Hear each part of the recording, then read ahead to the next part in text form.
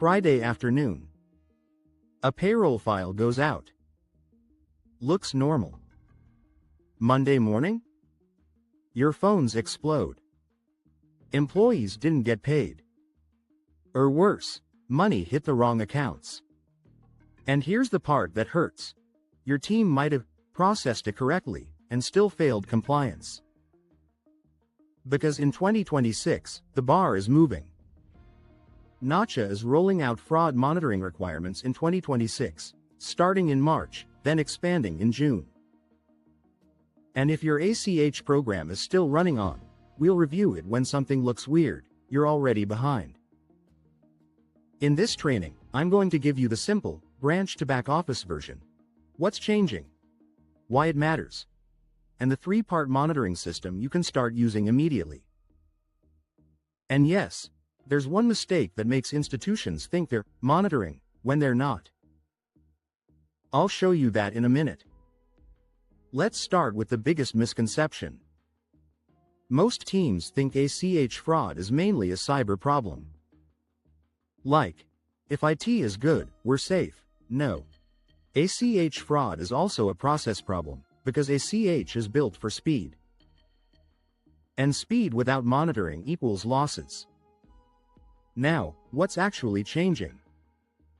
Nacha has a published schedule of upcoming rule changes that includes fraud monitoring expectations rolling out in phases during 2026.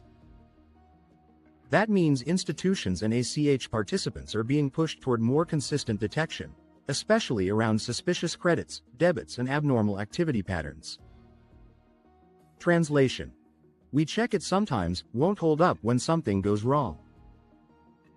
And here's the curiosity gap most people miss. Fraud monitoring doesn't just mean watching transactions. It means proving you had a system that could have caught it. That's what examiners care about. If I asked your team right now, what triggers a review? Who reviews it? What's documented? What happens when it fails the review?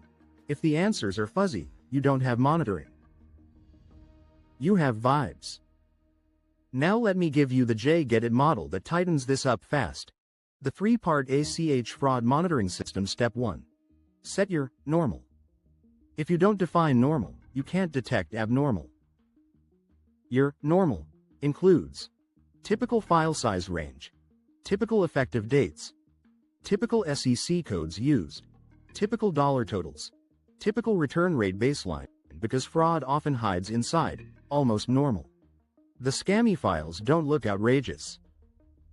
They look like a small twist on normal until it's too late. Step 2. Watch for change patterns, not just big dollars. This is where most teams fail. They only flag a huge amount, a huge number of entries, but a smarter trigger is a sudden change in destination accounts, a sudden change in timing, a sudden change in file behavior. Example: your originator always sends payroll at 2 p.m. on Thursdays. Now it's 9:48 p.m. on a Tuesday. Same company name. Same payroll description. That's not business as usual. That's a red flag. And in 2026, you want to be able to say, we had controls designed to detect that behavior. Step 3. Build a stoplight decision, plus document it. Green, yellow, red. Green. Normal pattern, release. Yellow. Abnormal pattern, verify before release. Red. High risk, freeze and escalate. And document the decision. What triggered the review? Who approved it? What verification happened? Outcome. This is where the compliance protection lives, the paper trail of your logic. Now let's hit the hidden mistake I promised. Hidden mistake that kills monitoring. A lot of programs do this. They run a report, they glance at it, and they move on. No thresholds. No triggers. No escalation rules. No documentation. That's not monitoring. That's observing. Monitoring means a defined system that produces repeatable decisions. Because when fraud happens, the question isn't, did you notice it eventually?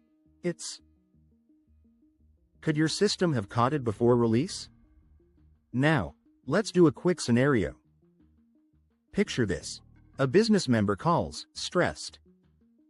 Hey, we changed our payroll vendor.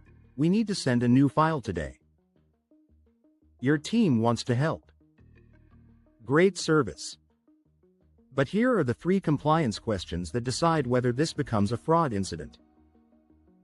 1. Is this request consistent with the originator's usual pattern? 2. Are the receiving accounts consistent with previous payroll activity? 3. Was verification done outside the email thread? That third one? That's where fraud lies. Because business email compromise loves urgent vendor changes. Now let's close an earlier topic. I said, the scammy files don't look outrageous. Here's what they look like. Normal, entry descriptions. Normal, total amounts. But the distribution changes. The timing changes. Or the destination changes. That's why monitoring must detect pattern changes, not only big totals. Now, what should your team do this week? Your 4-point action plan. 1. Write your triggers down. If it's not written, it doesn't exist when audited. 2. Assign an owner. Monitoring with no owner becomes, everyone thought someone else did it. 3. Create a verification playbook. Out-of-band callbacks. Known numbers. Dual control on high-risk files. 4. Log every exception decision. Not a novel. Just enough to show a system.